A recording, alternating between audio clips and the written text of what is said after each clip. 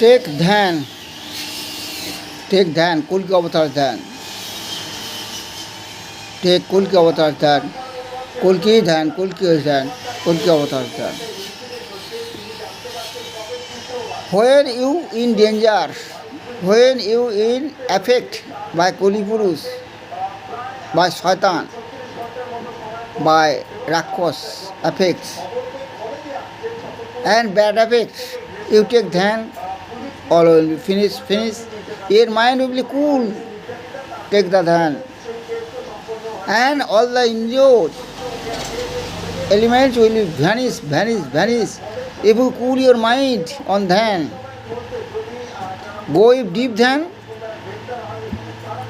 then you will find that all will be vanish. Indra Vishaya will be finish. When you go to dhyan, all will become in front of you, in front of your mind. And when you go to deep dhyan, all will be finish. So, do dhyan for cool the moon, for cool the mind, for shanta the mind, for shanta of indriyo, সব শান্ত of আজে বাজে bad চিন্তা।